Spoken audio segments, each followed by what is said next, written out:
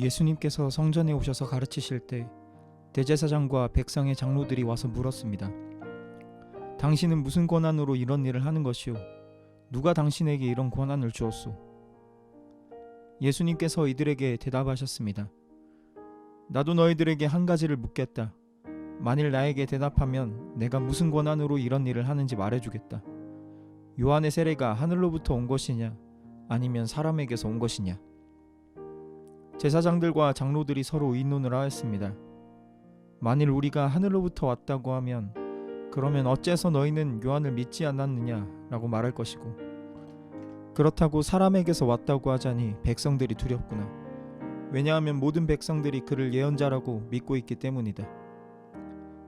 그래서 그들은 예수님께 대답했습니다. 우리는 알지 못하오. 그러자 예수님께서 말씀하셨습니다. 그러면 나도 너희에게 내가 어떤 권한으로 이런 일들을 하는지 말하지 않겠다. 예수님께서 성전을 청소하신 다음 날 잔뜩 화가 난 종교 지도자들과 만났습니다. 그들은 예수님께 이렇게 따졌습니다. 무슨 권한으로 이런 일을 하는 것이오? 예수님은 그들에게 누가 요한에게 세례를 베풀도록 권한을 주었느냐? 라고 되물으셨습니다. 지도자들은 예수님의 물음에 어떻게 대답할지 고민했습니다. 하지만 예수님의 물음에 어떤 식으로든 대답하기가 곤란하다는 것을 깨닫고 그들은 이내 포기했습니다. 예수님께서 전국을 찌르신 것이지요. 예수님께서 지도자들과의 수싸움에서 멋지게 승리하셨습니다. 혹시 이 대화에서 지도자들이 진정으로 관심을 두고 있는 것이 무엇인지 눈치채셨나요? 그들은 진실이 무엇인지 고민하지 않았습니다.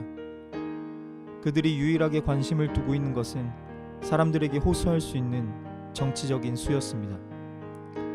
오직 어떤 대답이 사람들을 그들의 편으로 만들 수 있는지를 고민했습니다. 오늘 우리가 살아가는 세상에서도 이런 모습을 봅니다. 거의 매일 부정과 부패를 다루는 뉴스가 들려옵니다. 수많은 사람들이 진실이 아닌 이득을 기준으로 결정을 내립니다. 누군가가 이런 모습에 대해 항의하면 그들은 이렇게 변명합니다. 진실은 훌륭하고 좋은 것이지만 진실이 밥을 먹여줄까요? 우리는 모두의 유익을 위해 일하고 있습니다. 하지만 그들의 삶을 보면 이것이 거짓말이라는 것이 금세 드러납니다. 허울 좋은 거짓말 뒤에 숨어 기회가 오면 자신의 이득을 챙기는 것, 이것이 많은 사람들이 말하는 세상을 살아가는 지혜입니다. 예수님은 정반대의 길을 걸으셨습니다. 예수님은 거짓말 뒤에 숨어 자신의 이득을 구하지 않으셨습니다. 예수님은 우리의 유익을 위해 오셔서 언제나 진실하게 행동하셨고 십자가에 자신을 내어주기까지 하셔서 우리에게 영원한 생명을 주셨습니다. 세상이 말하는 지혜를 따르면 잠깐은 이득을 볼 수도 있겠지만 그것은 곧 사라질 이득입니다.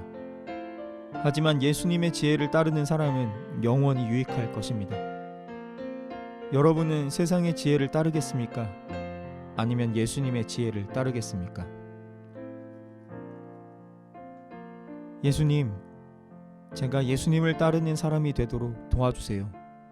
예수님의 이름으로 기도드립니다. 아멘.